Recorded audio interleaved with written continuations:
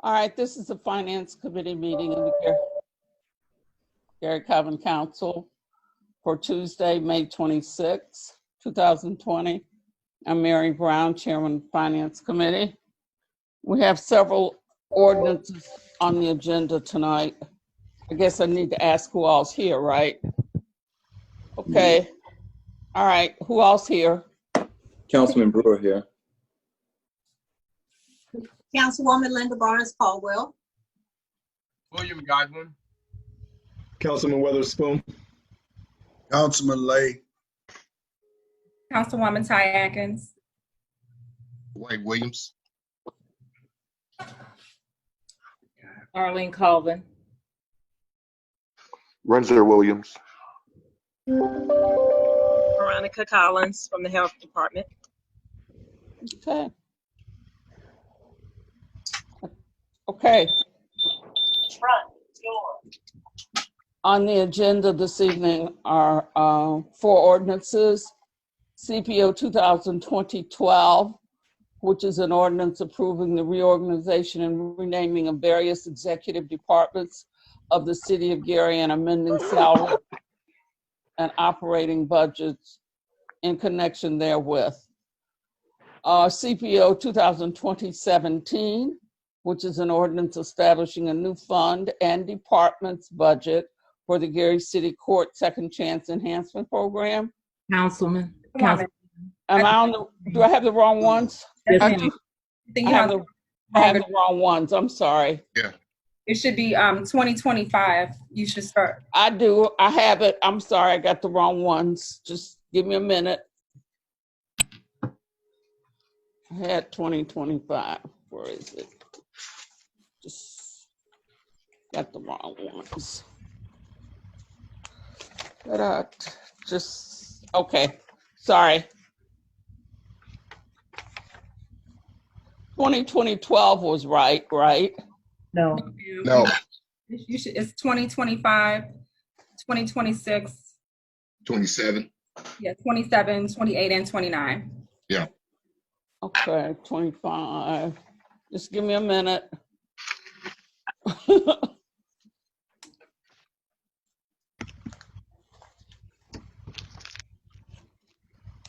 Okay.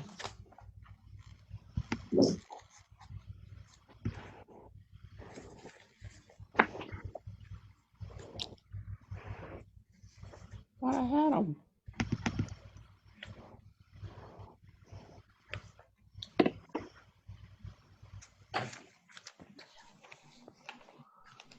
Give me a minute, you guys.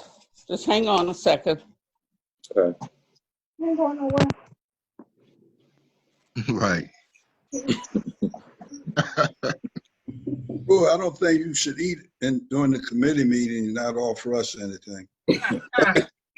Go with it. I'm having a Twix moment. I got you when we all come back together. What'd you say? No time soon, huh, Mr. Lay? Not with me. Even if y'all pass the ordinance. Okay, I'm sorry.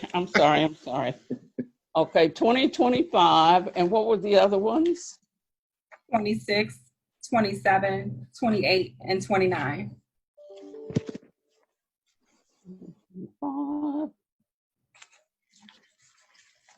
I don't know what happened to my paperwork. Oh, excuse me. Good. I don't know. Councilwoman, can you receive an email? Yeah, I can, but I have them. I don't know where I put them. Okay. I was just trying to help you.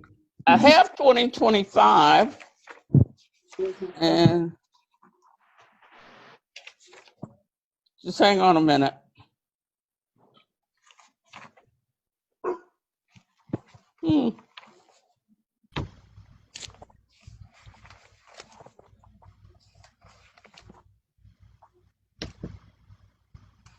I can't. I don't know where they are. Darn.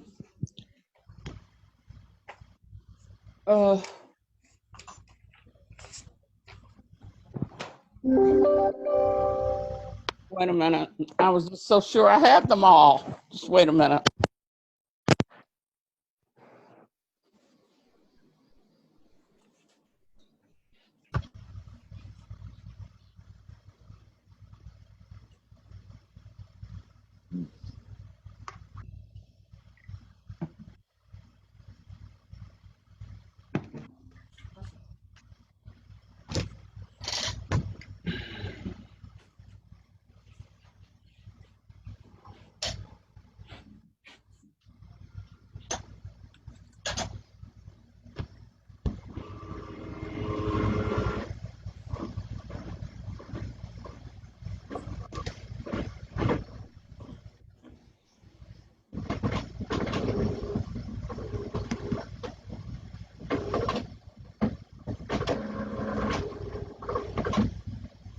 Boring again.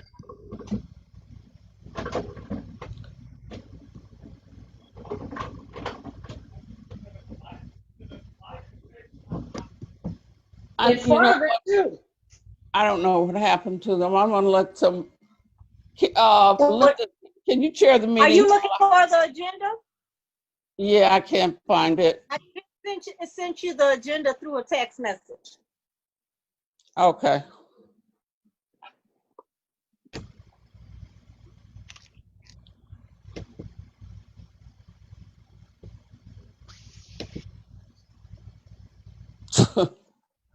You know there's something wrong with my phone. You do know that, right?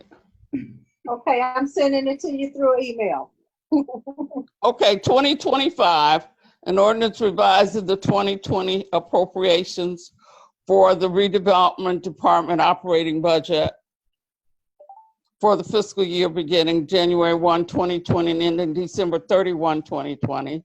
CPO 2020-26, an ordinance requiring the City of Gary Mayor's Office to submit monthly financial reports to the Gary Common Council. CPO 2020-27, an ordinance establishing new funds and budgets for the Indiana State Department of Health Immunization Grant and Public Health Preparedness and Response Grant. CPO 2020-28, an ordinance revising 2020 appropriations for the Department of Community Investment salary and operating budgets. And CPO 2020-29. An ordinance requiring the City of Gary Board of Public Works to submit approved contracts to the Gary Common Council. Okay, I'm ready. Okay.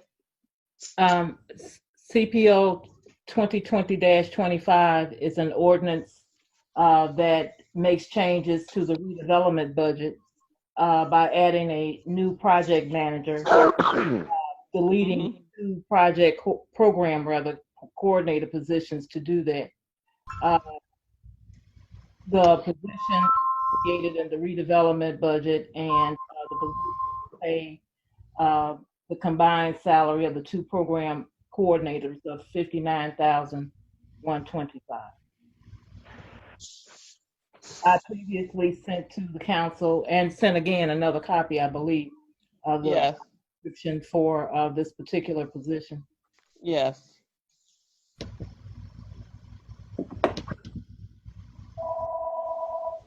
Does anyone have any questions?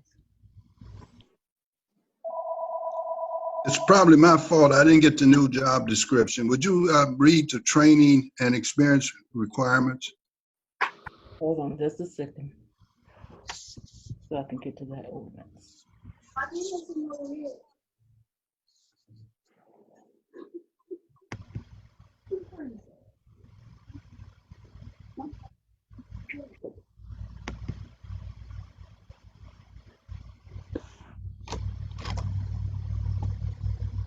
Okay.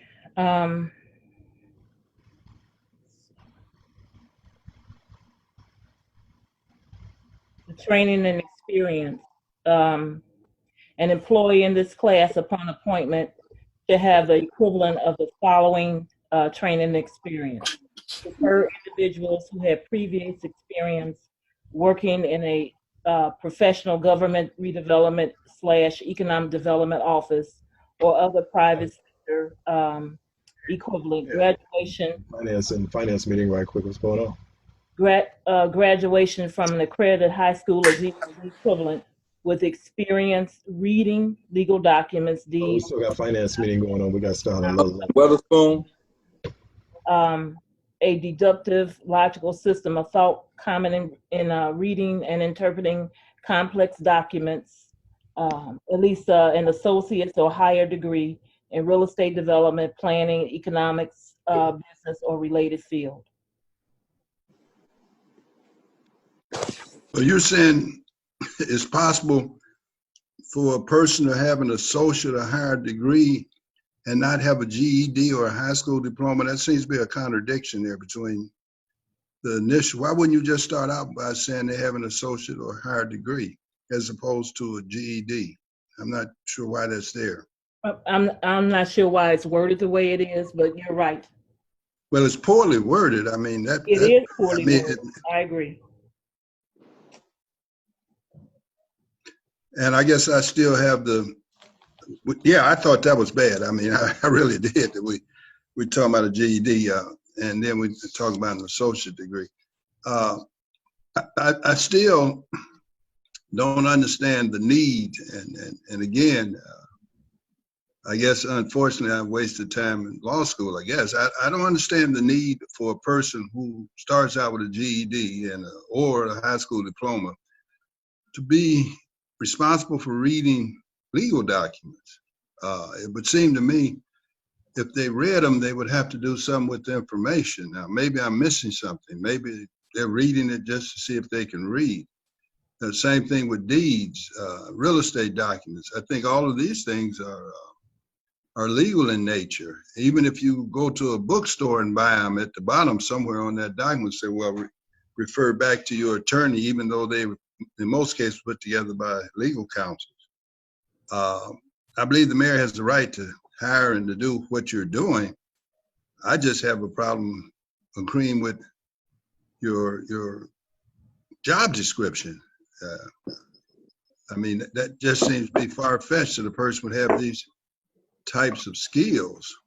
I mean, that seems to be quite high to me. That's what my argument is with this training experience. I think it should be certainly rewritten where it makes a little bit more sense than ask this council to pass something that just makes no sense. I mean, we should at least start off with 5 years experience, an associate degree, something as opposed to GED. I'm not sure why that's in there at all. Unless, I'm sorry, go ahead. Oh, well, I just have a question. I mean, just because a person has to read legal documents does not mean that they need to be an attorney. I mean, I could read one. I couldn't do anything with it when I got into court, but I could read it. I mean, I can read it. So you can't pass on the information. You can't practice law only for yourself. Okay.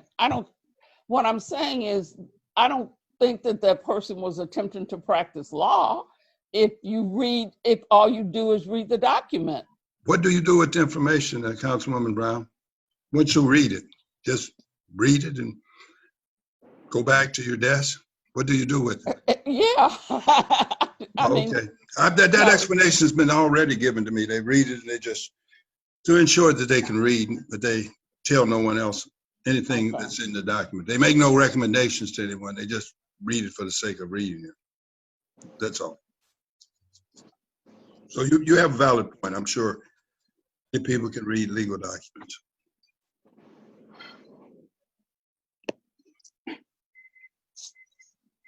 Anybody else have any questions or comments or concerns? Council Lady Brown, Chair Lady, I have a question or concern. Okay. I'm still locked on this salary, $59,000 a year. This person is not a department head, nor are they a deputy department head.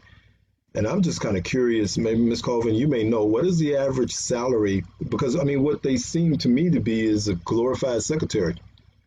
And, I mean, what is the average salary for administrative assistants, secretaries throughout the city per department? Because I mean, it just seems rather high to me, 59,000. Most of the administrative assistants to department heads now average around $40,000, something along those lines.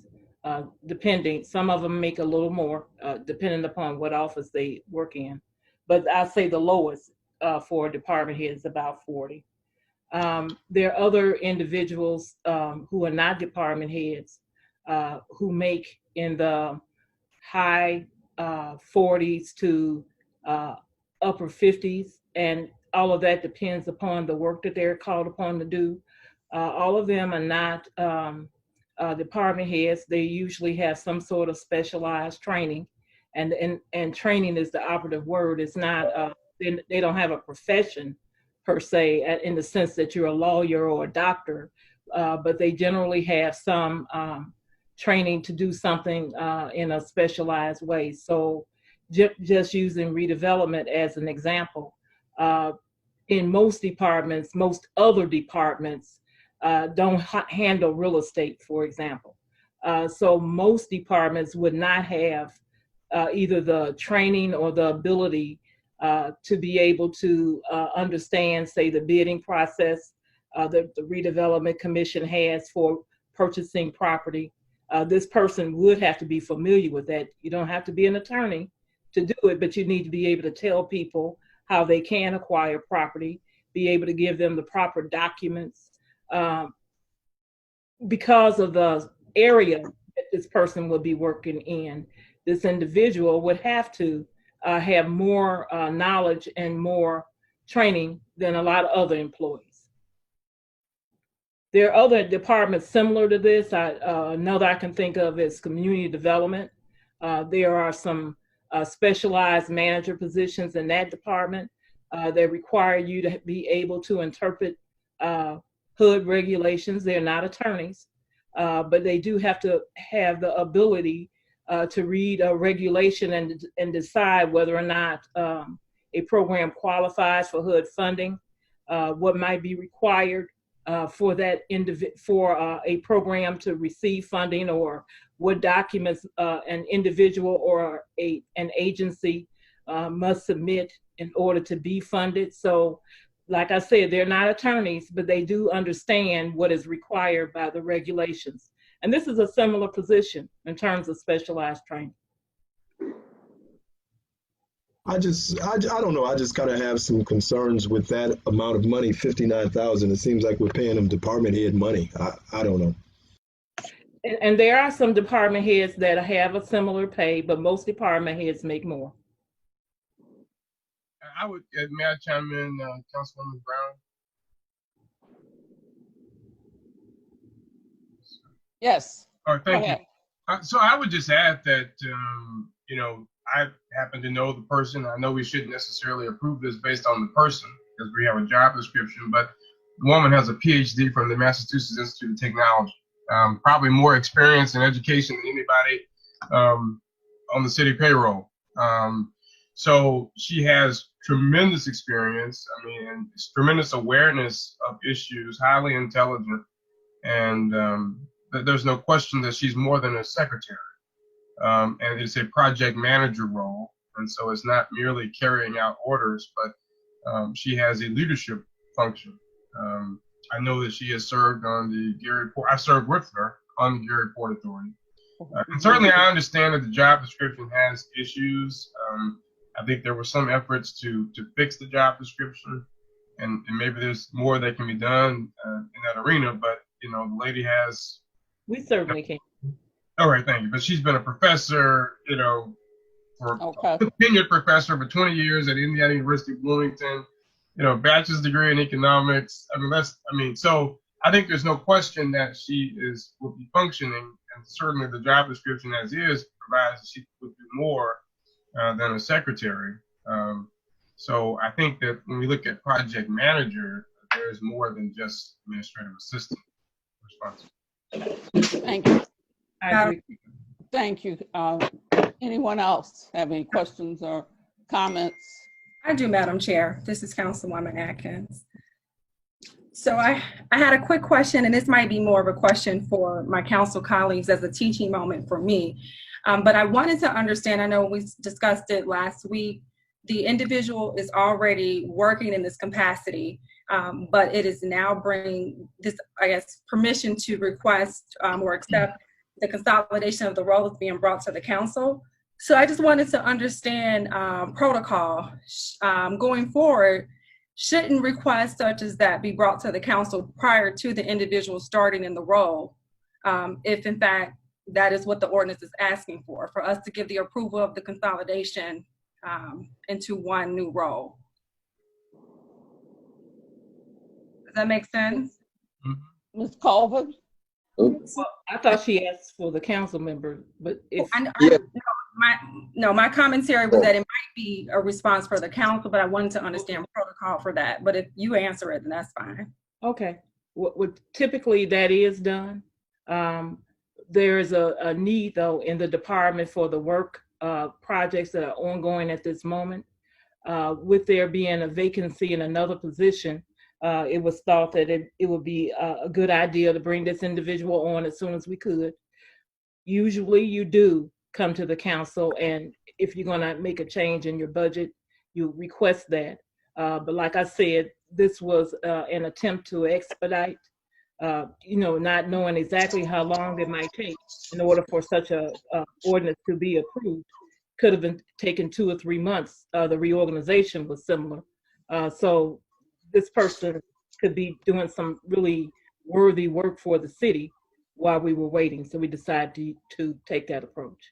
Okay, but going forward, these requests will come to the, okay. Absolutely. Madam Chairwoman, I'm sorry. Yes. Based upon the explanation given by Councilman Godwin, this job description absolutely is an insult. I mean, if they knew that this person had all of these qualifications, I mean, what is this, a subterfuge? Why are we discussing GEDs and all of this? How he has acquired this information certainly should have been made available to the council. And the only way it could have been made available would have been in the job description itself. We keep talking about this individual that has been hired. I have no idea who this individual is. Simply, they gave qualifications that certainly differs way beyond what I thought we were hiring. So I'm not even sure why we're dealing with GED, high school graduates of this nature. It seemed to me, if the decision has been made, the job description should fit closely to the person you're hiring. So I'm not sure Mr. Godwin's explanation, again, is to the council is somewhat absurd. Who is this person, Mr. Godwin, that you work with? Who is this person? We were given her resume. I don't know whether it was distributed to everyone, but I received, I mean, I didn't have a number, but we did receive her resume. I did not receive a resume.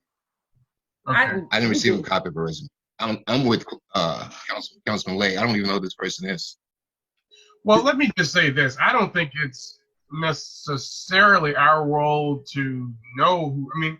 I know, because we're budget. What's offensive? We're going to pay them $60,000. But I think we know the characteristics of the person and the requirements, and certainly we want to make sure that all council members have the resume. I forgot where I even got it from. It was in an email from yesterday. It's in an email that was sent Monday at 8:53 a.m. And so it's a job coordinator, the old position, the new position job description that Attorney Lay is referring to, and then it's a resume of the lady who's in the role now. Well, don't they give her name, right? Yeah. A person with these credentials, we don't have to hide it. I mean, this one, we're saying she has her credentials are, everything that Councilman Godwin spoke about, her MIT PhD is on there. Her extensive history in terms of working for IU, NIPSCO. She has grant writing capability.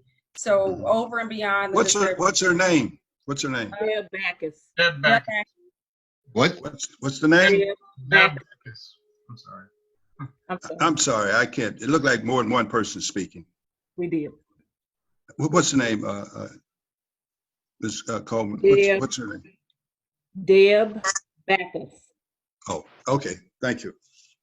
Are you going to correct this job description, or we just I hear can what we're certainly being, do that, sir. what we're being asked to vote on? I would assume for posterity, this would be what we're voting on. Okay, I can correct your job description. thank you. Madam Anybody- Chair? Yes, Madam- Councilwoman Ms. Caldwell. Barnes, I guess I think that she's overqualified for this position and for the salary and all that. And my only comment and concern is, Ms. Colvin, I know you're doing what you're paid to do, but if you all would just maybe consider bringing it to us first, you wouldn't have so much backlash. You know what I'm saying? Yes, ma'am, I Mhm. understand.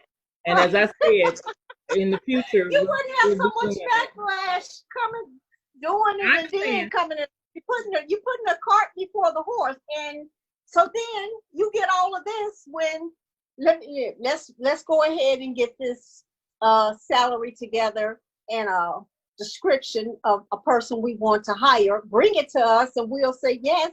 And then you go ahead and hire the person, but you all keep hiring people and then coming to us, and it insults us. That's all I can say. It insults us. That's all. Well, Councilwoman Brown, Anybody else have any questions or concerns? I do. Councilman Godwin. Thank you. I guess we're kind of dancing around this question, and certainly take seriously the issue that Councilwoman Caldwell brought up, and Councilwoman Atkins. What are our rules? I mean, we're doing things retroactively, and that's a cause for concern. I mean, do we have official rules about whether and when people can be hired? And so if there's a rule in the books that folks can't be hired, or if there's certain exceptions for, if you got COVID-19 and you need to hire a, emergency manager or something, I mean, maybe Attorney Williams can shed light on this, but what is the rule? Go ahead. I'm sorry, Councilwoman. I don't believe that the council has the authority to determine who the administration hires always. It depends on who it is. We don't hire, the council does not hire staff for the administration. Unless it's something new that I didn't know about. But I guess the question is, if the administration is coming before us asking us to approve a change. Okay, the change, yes, all right. If the administration is going to combine positions and create a new position that runs afoul of the approved budget, okay, what's the protocol? Councilman Godwin, Attorney Williams. Again, that's the issue. If these funds would have been within the same line item, there would be no need to come to the council at all. right. It's only because of the merging of the positions that they're coming to the council.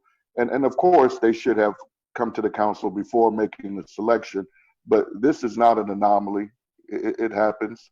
I totally agree with the councilwoman that it would be probably received well if the council was made aware, but then you have to be careful with that.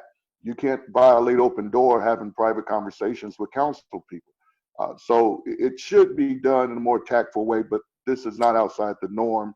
And had it not been for the budgetary issue, the council would not be involved at all. Councilwoman Brown? Yes. Thank you. Could the resolution simply be that if you're going to make these changes, you come, regardless of who the person is, you make the change first and then do the hire, as opposed to, couldn't that just be what happens? And that would eliminate this issue. So regardless of who you're hiring, we don't have to discuss who's going to be hired. Just make the change, Right. And then you hire whoever you want. Councilwoman Brown, Yes. I don't think Attorney. the issue, thank you, ma'am. I don't think the issue at all is who they're hiring. The job descriptions certainly is a subterfuge, but the mere fact they have to come is your rule. They can't do anything with this budgetary item until they come. That is the rule in place. In other words, if we vote it down, they cannot hire this lady within here. They may have to go into professional services or somewhere else and hire. Well, I think we understand that they could. Well, but you said we understand it, but you discussed determining who they hire. And I think Attorney Williams explained that correctly. It's not who they hire. In other words, I think I use a different term, to the victor go the spoil. So I'm not concerned with the fact he hired her. I'm concerned with they send this job description forward, this training and experience. Okay. That's, to me, that's subterfuge. I'm sure to the majority of the council, maybe they don't mind that coming forward that way. I'd like for them to tell me, and it's been explained that they sent a resume through, but they did not change the job description. They did not change the training and experience. So I have no problem with who they're hiring, none whatsoever. But they can't do it. It's almost the same issue that was in Gonzalez matter. They needed additional money to go beyond the 6 months. Here they need $60,000. They could have put it in the $30,000 position and went ahead with it. We would have not known anything about it whatsoever. But that is the rule, Mr. Godwin. When they do things to change the budget. Well, we know that. But well, you keep saying, okay, we seem to know a lot that we don't know, but fine, I agree. We know that. We know that.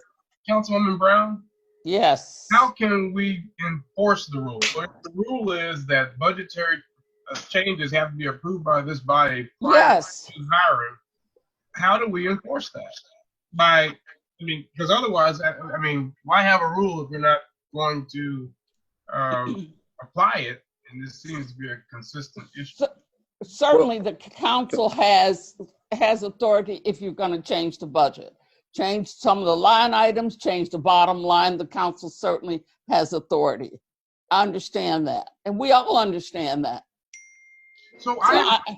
Under what power can the administration hire somebody if they don't have the dollars to do it? I mean, the administration technically, right, does not have this, they've hired somebody for a position that does not exist. So how does that work legally from an HR standpoint? I mean, how is this person being paid? Well, if the dollars are not in the budget, no, they can't. But I presume the person is being paid. But the dollars are in the budget is what we were told. May I say something? Yes. Okay.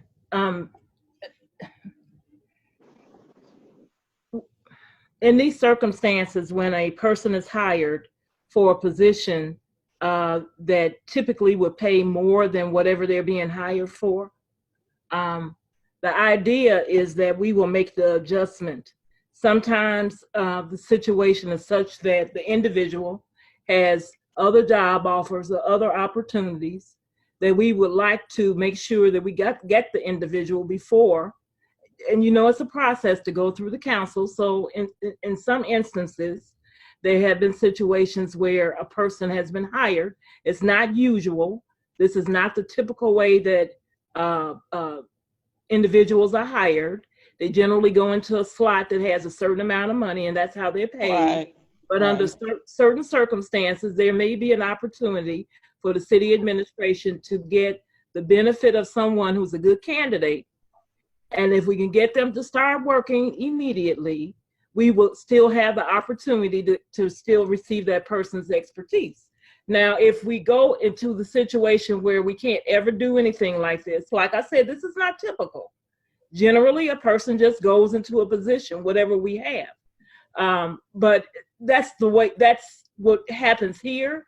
It could happen in the next, where there's another ordinance we're getting ready to consider, where there's another candidate who's waiting in the wings, waiting to see whether or not we're going to be able to make an adjustment. We'll see whether you do or you don't. But these are candidates who are waiting to be employed. People don't just stand around waiting for us to make adjustments and to decide whether or not we're going to hire folks. They move on. And we're trying to make sure that some of the people who could work for us and bring a benefit to the city actually don't move on. They actually stay here and work. So, Ms. Coben, how long has SAC been on payroll? I'm not sure, but I believe about maybe a month. And that's my guess. I'm not sure. I don't have the dates before me. I can check for you. Okay. This is not a long-term situation. And nobody wants to work in a job, that pays less than they think they're qualified for on a long-term basis. They're expecting someone to make an adjustment when the first opportunity they get. They're not staying in a job that pays significantly less than they believe they're entitled to. So I guess it seems like a planning issue, right? So And sometimes it may be a planning issue, but sometimes it's just a matter of opportunity. If we put out a job advertisement and someone responds, and they've gotten several job offers. I'm not saying this is her, but I'm just giving an example. They've gotten several job offers. They have a decision to make. So why wouldn't we first make sure we had the dollars allotted prior to putting out? Sometimes you don't know what that individual wants to. Our pay is often lower than what a person will accept. And sometimes we don't know what they will accept. So when we first looked at this, were we intending to hire a project manager, or were we intending to hire a project coordinator, and then we found someone who had qualifications higher than a coordinator? We were trying to hire a project manager. We already had 2 positions for a program coordinator. One is vacant. We could have hired another one. So if you were trying to hire a project manager, say a month and a half ago or 2 months ago, why not then combine the positions so that you would have the dollars for a project manager prior to advertising the position? I can't speak to when this ordinance originally was drafted, but I believe that it might have coincided with when we left for the COVID pandemic. So I think it got caught in that. It's been a little while since this was actually drafted. This is not the typical length of time. Madam Chairwoman. Yes. Yes. When was the job description posted? Do we know that? I don't know it offhand, Councilman. I can find out. I noticed there's no date on the document. Okay. Was it posted? Yes, but I thought you wanted me to revise it. Because the council doesn't seem to require the revising. The council has not spoken. That only one individual said he had a problem with what it is. So no, I don't think you should respond only to one person. So, but I was just wondering, because again, I think the rule is clear. It's in place what you have to do. Although Councilwoman Brown, so we all understand it. Apparently, we don't understand it well enough to follow it.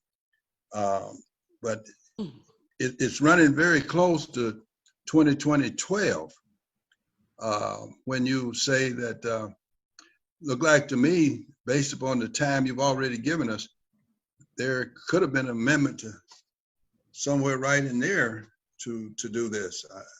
I would need to check, Councilman, to check my dates. As I said, I'm not entirely sure, but I can let you know. No, that won't be necessary. Again, you've hired the person. It's here. We're going to have to do something with it on June the 3rd. So no, I don't need the additional information. Thank you. Madam Chair? This Councilman Brown. Godwin. I'll defer to Councilman Brewer since I've already spoken. Thank you. From the last meeting, Mr. Bittner did say that the job was not posted.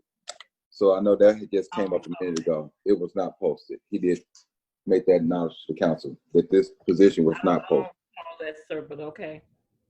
Well, I don't think it was posted. It doesn't seem like many of these jobs are being posted. And of course, that's the option, I suppose, of the administration. But I mean, where would it have been posted if it were? I mean, if it were posted, where would we have done that? And do we use certain websites, or is it on the city's website, which has been under construction? It was under construction for much of this period, certainly February, March, and April. So where would it have been posted if we say it was possibly posted? We usually post jobs at the universities, on the city's website. If there's a particular specialty area that we're looking for. We post it in the more specialized areas, like an association, for example, for controllers. I'll just use it as an example. We typically do those kinds of things. There are some good, I would just, and you don't have to take my advice, but there's some really good websites, especially some that are geared toward nonprofits, which I think can help yield perhaps even more applicants. But that's just. Can you please forward that to me? If you I can. Thank you. Yes. Madam Chairwoman, the decision has been made. Why post it at all? I mean, what's the need to post at all? I'm talking about this specific one, one. The decision has been made. The person has been hired. All they need is a realignment of the budget, open redevelopment. I believe it's redevelopment, so they can have the sufficient funds to hire this person. Why post anything in this case, in this particular case? Why send out this training experience? Why do this whatsoever when the decision has been made based upon Councilman Godwin's speaking about the person that's been hired? I don't see how they could possibly find anyone any better for $60,000. So I'm not even sure why we're talking about posting at this point. I don't. To me, it's subterfuge, and I guess I just always have a problem with when it's not straightforward. In other words, I was under the impression that Councilman Godwin was talking about future postings. Well, God, he may have been. I'm talking about what's currently before this committee.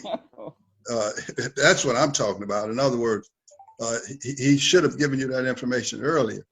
But what's before the committee is no need to post anything. There's no need to change the job description. No need to do anything. The person has been hired. I agree with Councilwoman Brown. The mayor has absolute authority to hire. The problem is that the money is not there in order to hire this person. They need the council to do that. There's your rule. So I don't see where we need to do anything with this. I mean, the job description is of no value.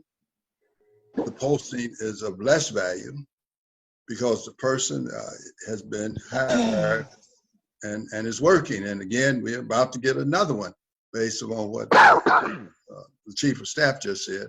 Another one coming forward who they had to hire very quickly. No, I didn't say that, Councilman. I just said there's another situation where we don't want to miss an opportunity. Yeah, well, that quickly. Okay, you didn't use the word quickly. In other words, the person we haven't hired anybody. Oh, you haven't hired that person? No, we have not. Oh, okay.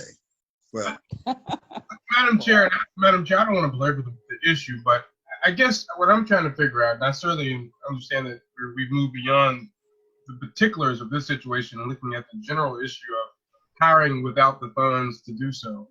How do we stop that? I mean, I understand being competitive. I know sometimes you put people in particular roles that are maybe lower paying with a different title until you actually get the approval, like we did with the realignment. You know, for example, we didn't have a director of community investment. That did not exist in this year's budget, but we changed the budget. But obviously the person was hired with a different title and a different pay, right? And it now he officially has a higher title and a higher pay based on the actions we took. So it seems though you could just hire people temporarily in the lower role prior to it being changed. And of course, that's a risk to them and to you should this body decide not to approve it. And I think maybe the issue is that there's an assumption that the body is going to approve it. And this is merely just a ceremonial process of acknowledgement. So it seems that either you should just hire them in a lower ranked existing budgeted position or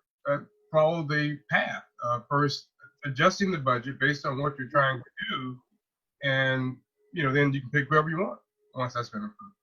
Councilman Godwin, Madam Chair. Yes, Councilman Brewer. To Councilman Godwin's point, how do you stop that from happening? You vote these things down. You don't continue to keep letting them come before the council. But the council is saying that they're being, and I'm not saying that we should vote this down, not at all, I'm not saying that. But if you're saying that you want to stop a precedent that continues to happen, you vote it down. And that's one way that Councilwoman Caldwell said about respect and things of that nature, you get that when you vote these items down when they come to you after you have hired someone. I think when we have people that we know we have positions that's open or that's coming open, the council should be in the loop of these positions being open. Not saying we have someone we want to put there or anything, but we should know there are vacant slots there, so we're not being hit blindsided with a position being filled. I think that will stop a lot of this going forward. It doesn't stop it here. Like Councilman Lay has said, this person has already got the position. She's very qualified for it. I wouldn't see no one else better probably to put in that position there. But going forward, the council needs to know that these positions are vacant and also get the information to us ahead of time before we can make these changes. Well, I agree with that. You know, I don't disagree with that. Yeah. Madam Chair, Yes. I do want to say in response to both Councilman Brewer and Lay that does she have the position? If we have not approved it, then how can we say the person already has a position that doesn't exist? She has the position. Yeah, she has the She has it. But we don't. Yeah, she has it. We have not voted on it. Yeah, but you'd have, No. Madam Chair, We have to ratify it.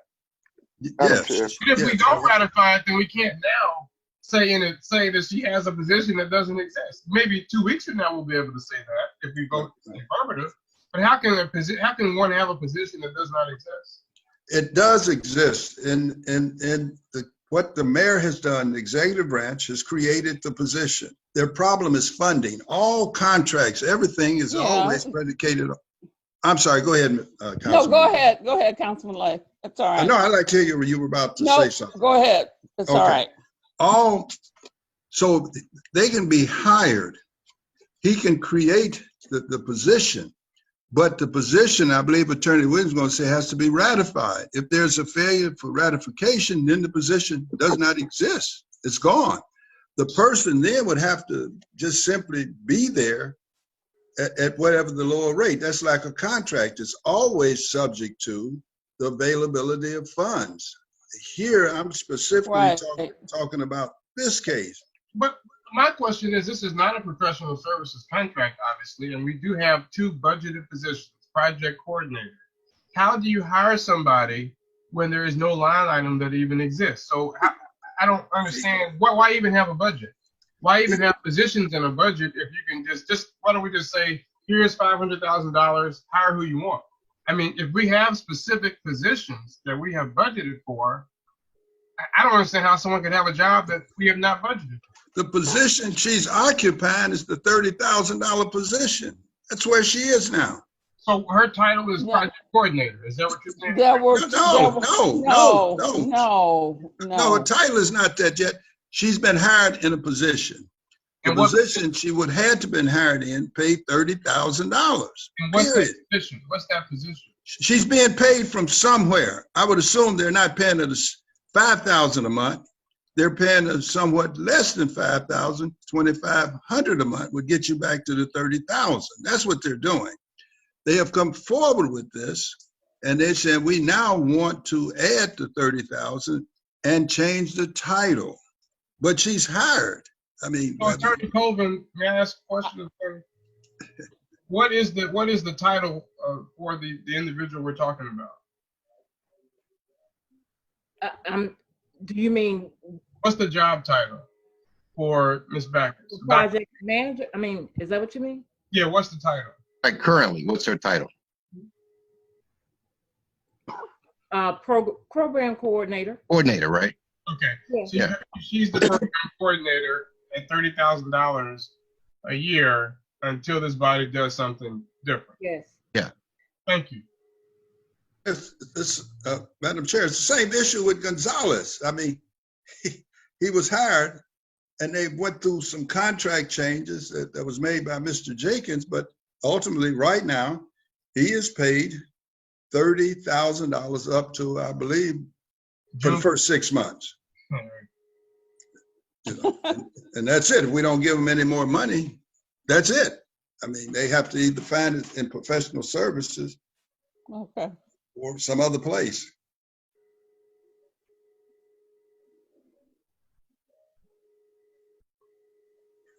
Okay. Attorney I'm sorry. Attorney Lay, do you have any more comments or questions or? Oh, no, I think it should be set forward and people vote as they desire to vote. Councilman Godwin? Oh, I'm good. I just think I think we do need to have a long-term future resolution to how we do this. Okay. I think when I was on a conference call with Dr. Backus, with AJ Bittner as well, she identified herself as the project manager. I'm almost certain that when Mr. Bittner was on our call, the last finance committee meeting we had, he identified her as the project manager. I mean, I understand the verbal gymnastics, but the reality is that we have hired somebody as the project manager, and that doesn't exist yet. I just think going forward, we should just follow the protocol. Thank you. Anyone else have any questions or comments? Or Councilwoman Caldwell? I'm good, thank you. Councilman Brewer? I'm Nobody? good. Okay. All right. Then we'll move on to CPO 2020-26, which is an ordinance requiring the City of Gary Mayor's Office to submit monthly financial reports to the Gary Common Council.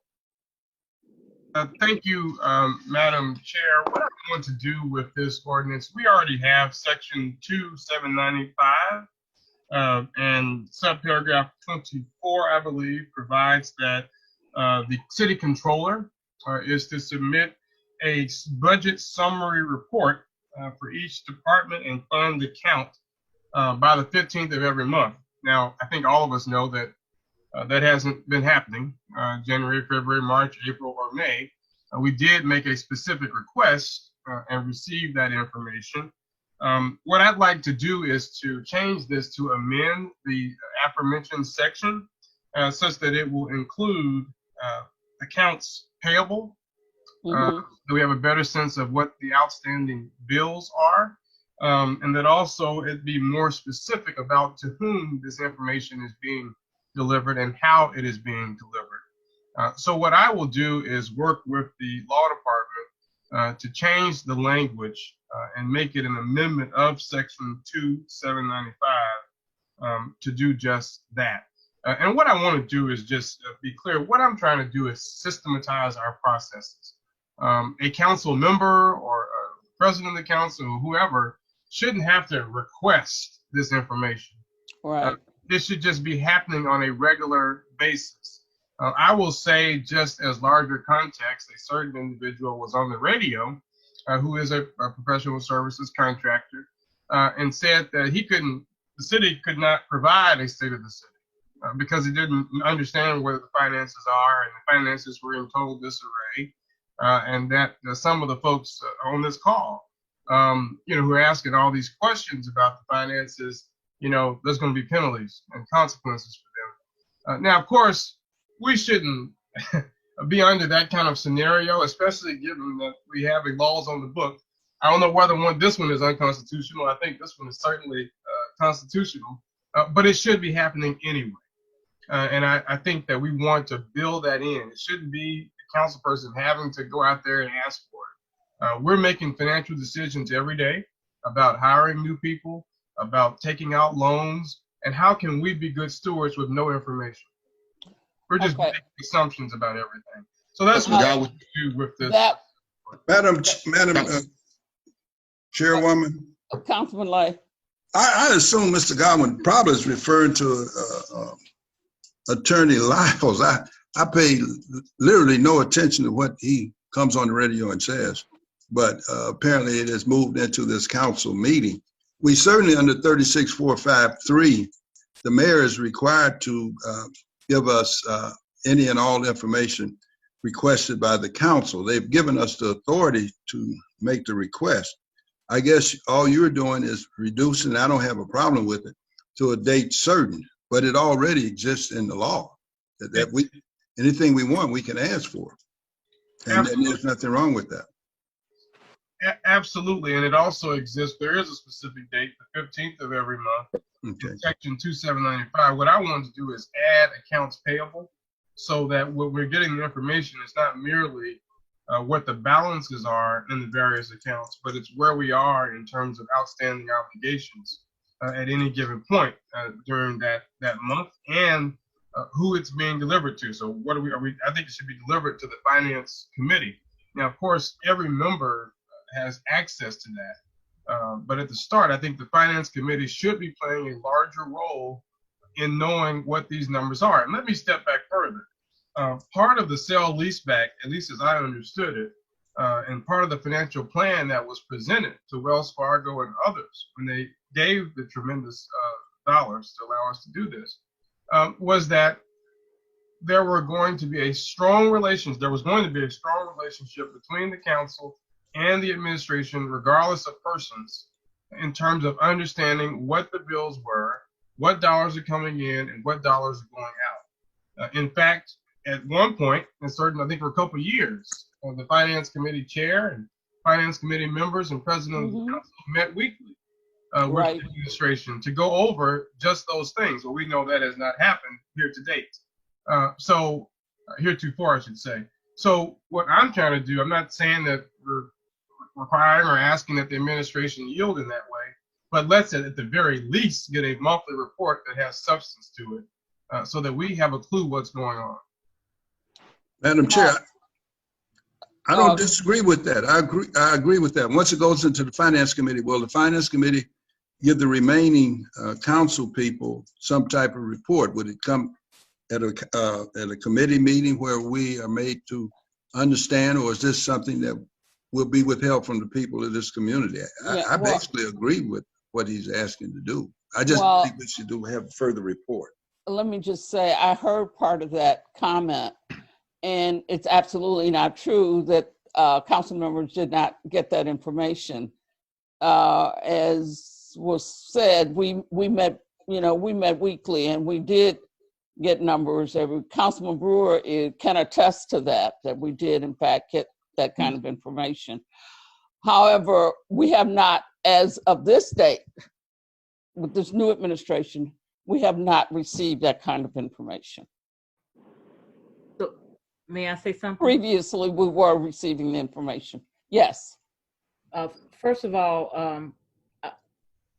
I believe that the council is entitled to financial information. That's part of the council's role. They have jurisdiction over finances for the city. So I don't think would be any reason why the city administration would be trying to either not give financial information to the council or withhold it for some reason. So that's not what's going on. And I'm not quite sure what was said in a previous venue or some other venue, but I just know that with regard to what we're trying to do at this point, that's not something that's on the agenda in any way. Secondly, what I like to say is that, and I think everyone is aware of it, but for sure there does need to be ongoing meetings with the council in terms of financial status of the city. One of the reasons why that has not occurred yet is, and I think that the mayor may have mentioned this at a previous council meeting, and at least I believe he did, we are in the process of attempting to get a handle on the city's finances so that the reports that you are requesting can certainly be forthcoming, very clear, and you'll have an idea about where the city stands. We need to know where the city stands. That's an ongoing process. We have even talked to the State Board of Accounts about these issues. So we don't have any problems, in case anybody seems to think that there is a problem, with actually providing the information or a financial accounting, I'll just put it that way, to the council members. Now, at this moment, there appears to be a good deal of data that we're trying to work our way through. I'm not sure if our reports will be as clear as you would like, at least initially. We are trying to get them to be as clear as you want them and the way they should be, but it's an ongoing process. So I just want you to understand that there's no withholding of information. Certainly the report that I sent out, it was either in March or April, It's something that we can send out on a monthly basis, and I can do that. I can send you a report this week. Certainly by the beginning of the next week, I can get a similar report, and those reports can come to you on a monthly basis.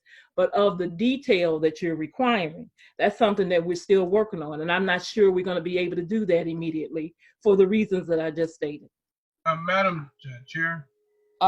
Yeah, Councilman Godwin. Thank you, Attorney Colvin. And you know, look, I think that it's kind of a little scary, right? You Yes. know, we just did a $40 million sale leaseback. Yes. We know that they have an intercept on some of our Yes. funds. Yes. We, you know, even though Councilman Lay has far greater faith in the casinos than I do, I'm still not convinced that they will pay all that we know we need in order to function as a city. They may, I hope they do, but I know they've taken a substantial financial hit. I think that we obviously will have a delay in property taxes. There's a lot of variables and parts going on, and so I'm sensitive to that. But I think if nothing else, right, our handle on the finances, given all the things we've committed ourselves to, is of utmost importance. And the only thing that I'm saying is that, you know, beyond what's in each account, right, by the 15th of every month, which is already on the books, you know, just simply knowing, okay, have we paid our NIPSCO? Have we paid our, you know, our health insurance premiums? Well, I mean, these are big ticket items. And so as we're making decisions and want to see where we are, you know, I think we should know some of those big ones. Now, have we paid a professional services contractor the $1,200 we owe them? You know, I get that might bring some difficulty, but, you know, I'd like to believe that our systems are at least in place to know where our accounts are and who we have and have not paid. Absolutely. Thank you. Madam Chairwoman. Yes. Okay, I think Councilman Godwin misstated what I basically said concerning the casinos. I read the LDA agreement, which he was kind enough to send to me. It said in no event we would receive the $6 million. I very specifically talked to John Keeler. I also understand, I had a subsequent conversation with the mayor because I'd asked him to follow up, and maybe Ms. Colvin, or Attorney Colvin, can clear that up, that he also, they have indicated we will get the money. That has nothing to do with this pending ordinance. I agree with Mr. Godwin on the pending ordinance. I think they should turn over to the Finance Committee whatever they got. Whatever they got right now. We intend to do this, sir. No, I understand you intend to do it, means it hasn't been done at this time. So what I'm suggesting, it goes directly to the Finance Committee. Once the Finance Committee obtain it, they would review it, and then they would report back to the rest of the council during the Finance Committee meeting. That's the only thing I'm suggesting. Okay. So I agree with Mr. Godwin on this. Whatever they have, what right, wrong, and different, give it to the council now. Councilman Brewer, do you have a comment? I would think that you. Yes, just to piggyback to what you said, during the previous administration, we met over a year with the administration. At least 3 to 4 council members would meet concerning the city finances, especially up until the sale leaseback. Was a very intense meetings having, because we were definitely in a money crunch within the city, and we continue to be in that crunch there because that did not solve all that we have before us at this time. And Ms. Coleman can contest to it, and as well as the mayor can. I think it's just very important as we making decisions going forward that we know exactly where the dollars are at. I ask time to time as far as paving, because I know paving is something in a different account. What's going on there with that? But we had some of this information in front of us. It will stop some of these questions here. We knew exactly what the big ticket items we were. We knew we were paying $1 million out for insurance every month. We knew NIPSCO was $3-4 million a year we have to pay, and it's more than that. But we knew vendors that hadn't been paid. We knew all of this was given to us in this document. Each time we met, we had a current updated document, whether something got paid throughout that week. We knew by the following meeting when we met what was going on. So I just like to see something like that take place, whether it's given to just the Finance Committee or it's delivered to all council members. But something needs to be delivered to this body That way we know exactly what's going on with the finances. Madam Chair, And just to add to also with the sale leaseback, that was very important that we stay in contact with the administration, with working together to make sure these things happen. And that's not what I'm seeing now. I know that was a strong, important role that they want to make sure that the relationship was strong with the administration and the council. And I just don't see it now. I'm not the president now, but I just don't see it now. Madam Chair, Councilman Godwin. in the spirit of what Councilman Brewer has said, and further Councilman Lay as well, but specifically on Councilman Brewer's point about the sale leaseback, I mean, there was this whole financial plan that most of us saw and heard, on the council or not, many times, right? There was a lot of presentations about it. And as I understood it, these dollars that we've been given, have to pay back, were given based on our following that financial plan. And so I would submit that in this financial report, we need to be, what is our financial plan, right? Are we following these? Because the bond hold, I mean, I'm not pronouncing that correctly, but the folks who loaned us the money to fund the sale leaseback did it in part on our following a financial plan. So I don't know whether we're still following it or to what extent we're following or deviating from it, but I think it's important for this body who approved the sale leaseback to ensure that we're doing all that we're supposed to do that will, keep us compliant. And you're speaking about the financial recovery plan. Exactly. Thank you. Madam, I don't know whether that's still Madam Chair.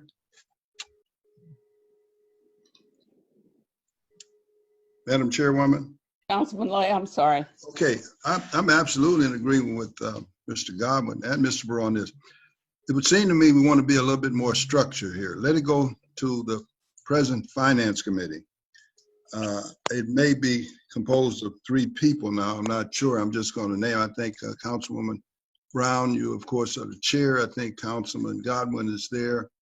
And I'm not sure who the third one is. Councilman Caldwell. Okay, Councilman, I apologize for that. So it would seem to me that we should ask the mayor to do a couple of things. One, to immediately give to the Finance Committee. It's important that someone has the absolute responsibility to take a look at what's going on and be coordinated. At that time, also to reestablish whatever you want to call this ad hoc committee that meets with him and whoever he desires to attend the meeting. I think it's needed much more now than before because everyone is saying we're in a state of confusion and chaos. So again, I think that should be done immediately. I believe in 26, it does call for these reports to be turned over to the Finance Committee. And I think that's where they should go. You could give it to the rest of the council for information, but it would be the responsibility of the Finance Committee to review it and to discuss with the mayor and his committee whatever the problems are. So in spite of the fact they're saying, well, we don't know, I think it will help clear up some areas if we do it that way and get it done. So I'm not sure any of us are disagreeing with this process. So I believe it's in 26. So let's reestablish the committee. I think we want to bring some experience on who has dealt with it in the past. Let's bring back the former president and make it a committee of 4. And that would be Councilman Brewer. And let's see where we are. So whatever they have, turn it over now, and they've agreed to do that. And immediately set up this conversation that takes place between the executive and the legislative branch. I think that would resolve a lot of unknown problems and probably we would get along a lot better. Thank you, Councilman Lay. Anybody else have any questions or comments on 2026? Go ahead. As the sponsor, thank you, Madam Chair. As a sponsor, I will make sure this is restructured as an amendment to Section 2795. We will, I think, add in some language about the total finances, what our financial plan is and the updates on that to come as part of the report that we receive by the 15th of every month to be more specific about this information being delivered to the Finance Committee, and then this committee reporting on it at our committee meeting. So I will make those adjustments. It probably won't be done in time for our next council meeting, but certainly it is my hope that by our second meeting in June, we'll have this in process and ready to go. Thank Ready you. to be voted on. Thank you. Thank you. And anybody else have any more questions or comments? Okay, then we'll move on to 2020. We've already decided we're going to have a committee and we're going to, okay. CPO 2020-27, an ordinance establishing new funds and budgets for the Indiana State Department of Health immunization grant and the Public Health Preparedness and Response Grant. Madam Chairperson, as you indicated, 2027 is an ordinance that establishes a budget for the immunization program from the Indiana Department of Health for the fiscal year beginning July 1st, ending June 30th of 2021, and the Public Health Emergency Preparedness Grant.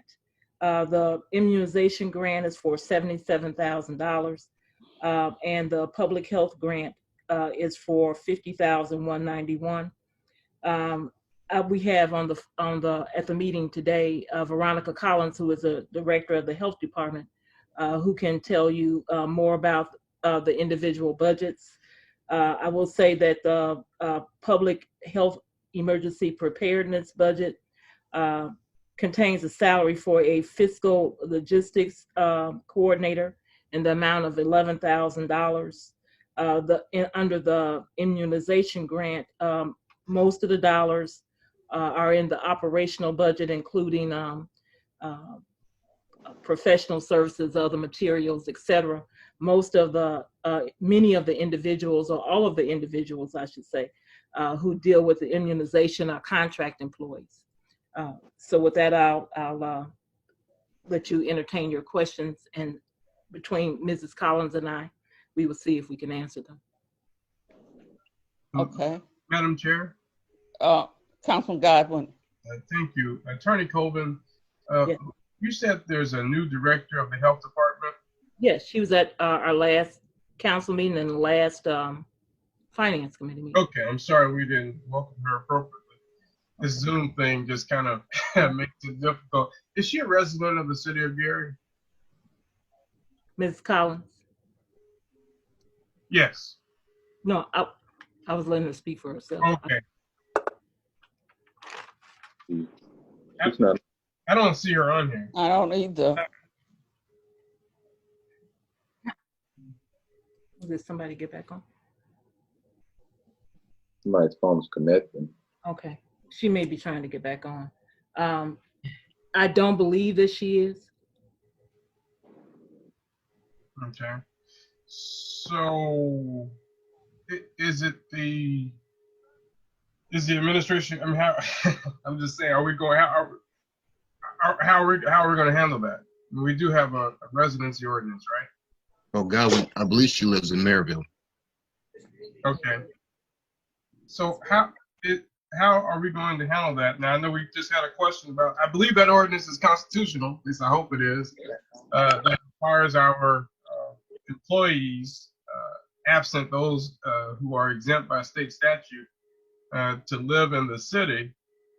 So what's our plan in order to get in compliance? Is there a 6-month window? There is under that ordinance, and I believe Mrs. Collins came on board in perhaps February, if I'm not mistaken. She didn't come in January.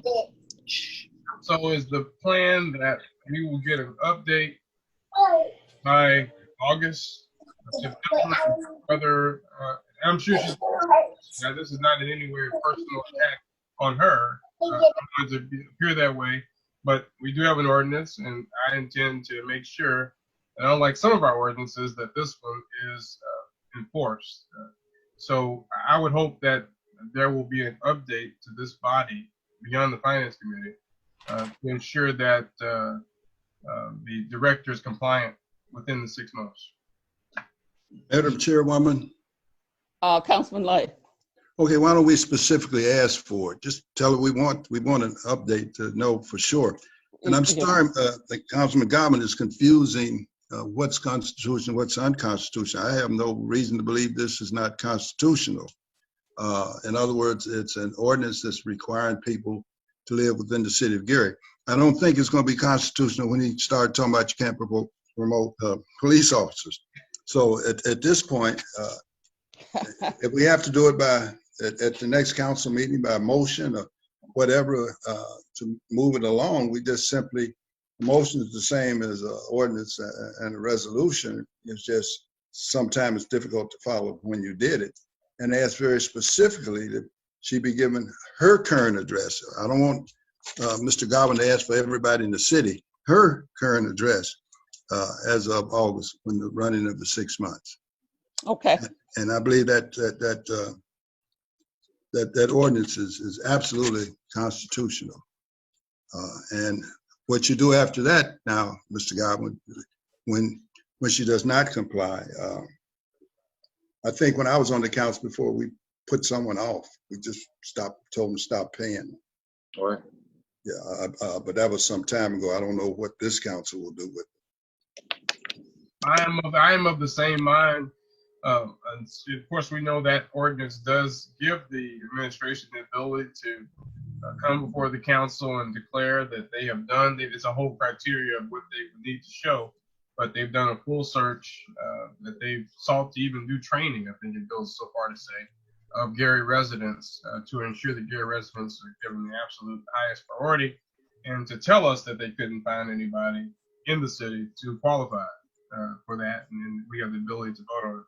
So, but yeah, thank you very much. I'm looking forward to doing that at our next meeting and ensuring that we make sure that the director is compliant.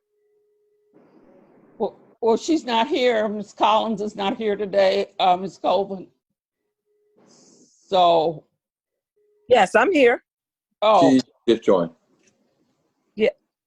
So did you have any questions about her ordinance? I do not. Okay. I have none. Anybody else have any questions, comments? Okay. All right, then we'll move on to 2028. An ordinance revising 2020 appropriations for the Department of Community Investment salary and operating budgets. Okay.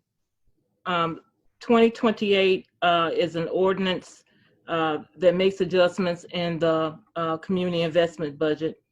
There was an air quality manager position in this budget that back in March, the council moved from this budget to the environmental affairs budget, Fund 845.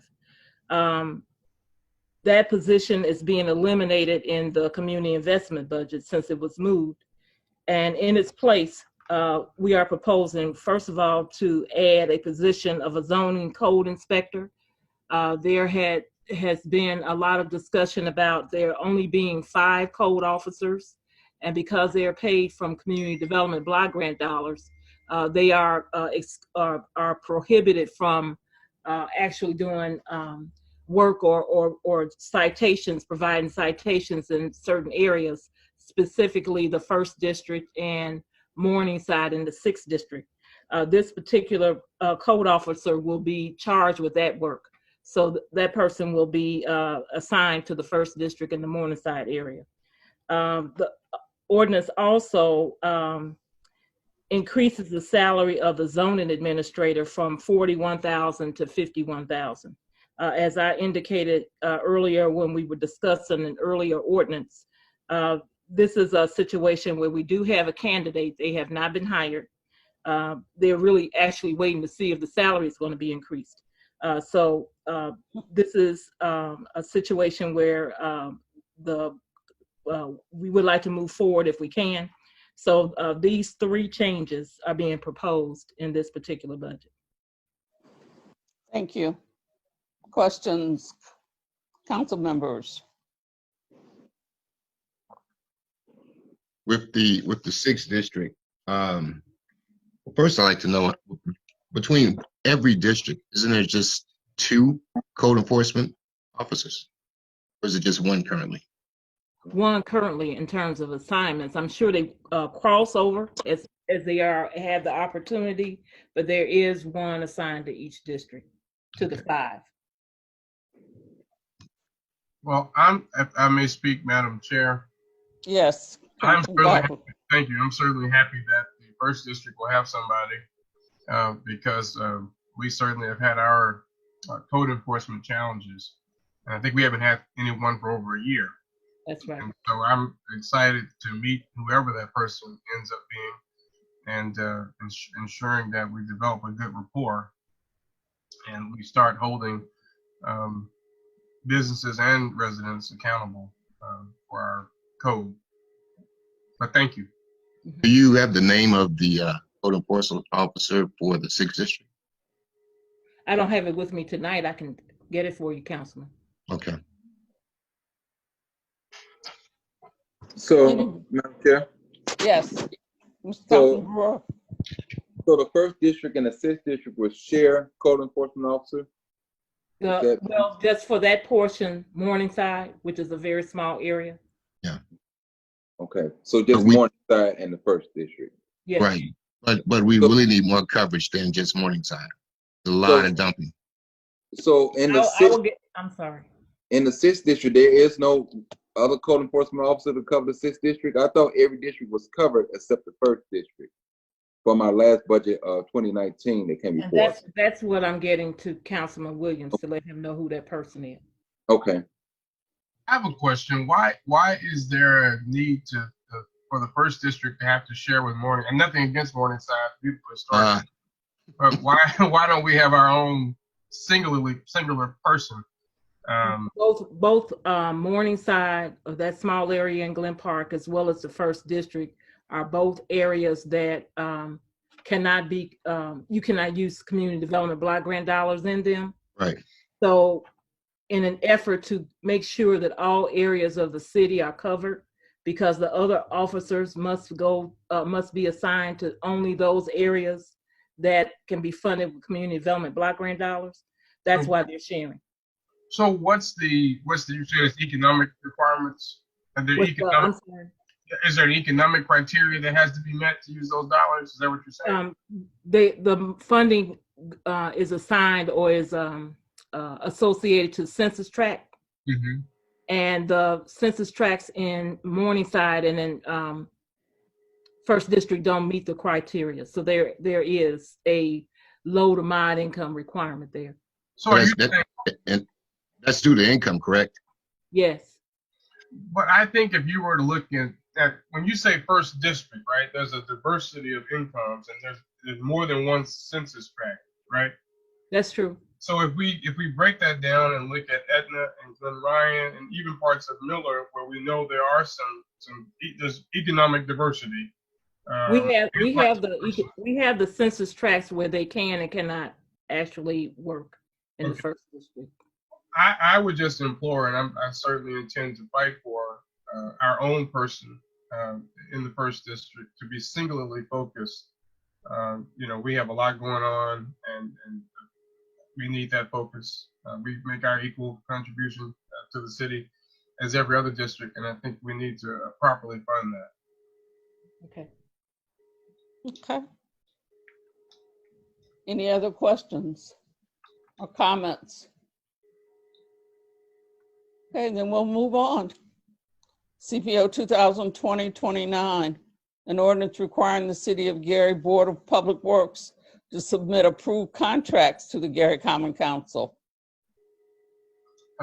Thank you, Madam Chair. In the same spirit as the earlier ordinance that really an amendment now, ordinance that I discussed around the financial reports, this likewise seeks to systematize our processes such that there's not a willy-nilly, if a councilman knows or doesn't know or decides to make a request, but there's a process that's in place whereby once a professional services contract is fully executed, and I'm going to have some questions about that, then that would be delivered to the Finance Committee, and similar to the financial reporting, we would report on that. So I did have some conversations with a member of the administration, and I recognize that 3 business days may not suffice because the mayor may not even be able to receive it or review the professional services contract after the Board of Public Works has met and approved it. The question, and we also will add in this ordinance that the minutes of the Board of Public Works meetings will be shared in addition to the professional services contracts that are approved. I have a question in terms of the length of time that the mayor has to sign these contracts before they become paid. So my concern is that, it's not a 30 or 40 day, the mayor may decide to sign it, 2 months later. And of course, we know that we've done a lot of retroactive things and paid folks through professional services contracts that, may have been paid prior to them being fully executed. So what's the traditional time window that the mayor signs these contracts after they are sent to him or her from the Board of Public Works? Well, I'll say that typically 7 days, perhaps 10, if maybe he's out of town. Okay. And I know the council takes 10 days to sign their ordinance. So that sounds reasonable. Right. My concern, though, is the length of time that it might take for someone to transcribe the minutes. This is not an individual's sole responsibility. They have other responsibilities. So the minutes are not assigned to someone who's only doing the minutes for the Board of Works. They have other responsibilities as well. And I'm just want to make sure that we're not putting an unreasonable time frame on that individual to get that done. So I would think they would need more time than the 7 days I just mentioned. So how soon do the minutes now get done? So you have a meeting, and ideally you want to have the minutes done as close as possible to the actual meeting. And I would have to ask. We all don't have photographic memories like. Right, I agree. One particular I would have to ask her. I don't want to come up with a time frame. Let me ask the staff. Okay. And so what I would suggest is that we could do this a few ways. It could be that along with the financial report on the 15th of every month, whatever minutes and professional services contracts that have been fully executed could be just delivered to us at the same time, or we could just make it, kind of easy for everybody to remember and get all this stuff at once. How do you feel about that? Again, I would rather have input from the staff. I don't want to overburden anybody. Something simple to me may not be simple to them. Right. So let me at least consult with them. Okay, sounds good. Just let me know if you can this week. Okay. Right, thank you. Madam Chairwoman, Councilman Lay. 2 things. I somewhat agree with 2020, 29, but I do have a problem. I'm not sure what we do with contracts that have been approved. It would seem to me we would want them, and I also suggested the minutes, and I'll tell you how they can do that too. I believe if we're going to look at contracts, they should be before they are approved. In other words, as they go into the Board of Works, I'm assuming there are not that many, they could pass it on to the Finance Committee. So if we did have a question or a problem, we certainly could at least have an opportunity to raise it with the mayor through this Finance Committee. So I don't agree with sending us approved contracts. I don't know what you do with those. In terms of the minutes, I would assume the minutes are being recorded. I'm under the impression that the Board of Works actually runs the city, not the mayor. The mayor merely appoints the Board of Works in a second-class city. So they're recording these minutes through some type of equipment.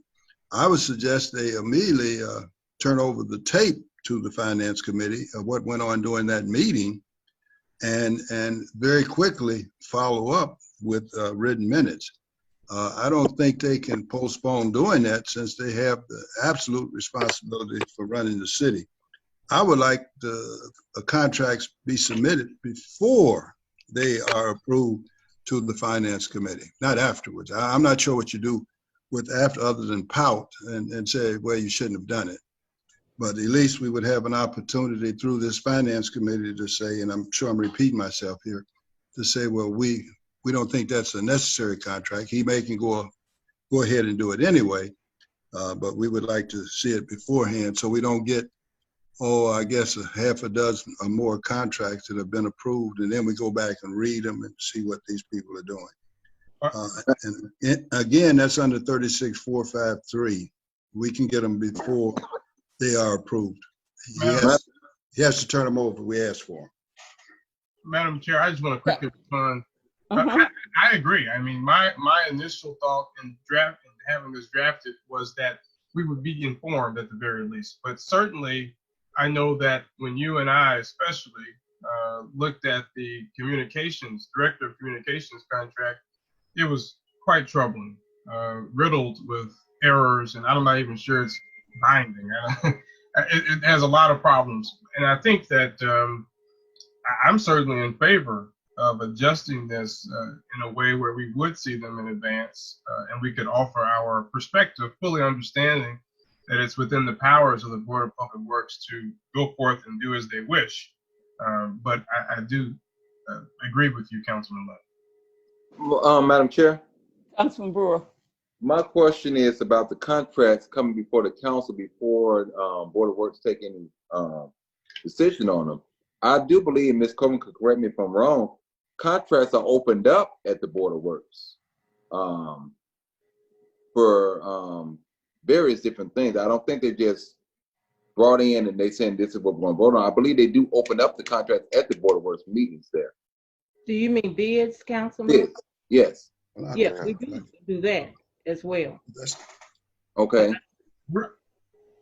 Well, you know, the thing with the contracts, council persons never get the information about certain things that are done or being done in the city.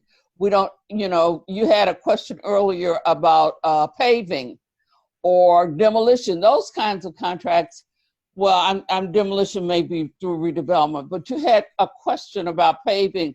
Some of those contracts are opened up in those meetings, and we never get that information. So I think it's a good idea, right, you know, because we never know when it's going to be done. So, Madam Chair. Yes. We're not talking about. I'm sorry. Attorney Williams, yes. Okay, I just want to be clear that you're distinguishing contracts from bids. Now, absolutely, you would have the right to receive the contracts before, and again, the administration can do with what they want, your opinion. But you absolutely do not have the right to see bids. Bids must be sealed. Being a former public works director, they're very strict requirements, so those could not be given to the council prior to opening. Right. Just to make that distinction. Make sure we were clear on that also too. You know, we wasn't going that direction. No. All right. Madam Chair. My concern was that we know when those things, when they are awarded, not when they're, you know, not when they receive them and open them, just when they're awarded, because we don't know. Okay. Madam Chairwoman. Yes. When you start talking about the contracts, I believe Mr. Godwin is talking about, certainly what I'm talking about, they're reviewed by the law department before they go to the Board of Works to say that I didn't write it. I mean, I didn't write it, but hopefully it's correct. And so those are what we're talking about. There's no question we can't open bids. I think two different things, bids, contract. The bid becomes a contract, of course, if that bid is accepted. What I'm talking about, well, let me put a name on it. Donnell Lyles, I would suspect, submitted a contract. And he, of course, I welcome his radio announcement if he wants to make one. And that's what we want to see before the mayor signs it. And I agree with Attorney Williams. He has the latitude to go ahead and do what he wants to do. But I don't see the advantage of getting the contract after it's been approved. I really don't. And I think Attorney Godwin is agreeing with that. again, they can give us recorded minutes and very quickly follow up on that. And depending the length of the minutes, I guess the Finance Committee could listen to those minutes Okay. and make, notes and a summary. But I would expect those. The Board of Works just can't sit there. I'm not really clear. I believe the Board of Works may be behind the open door law too. It just can't.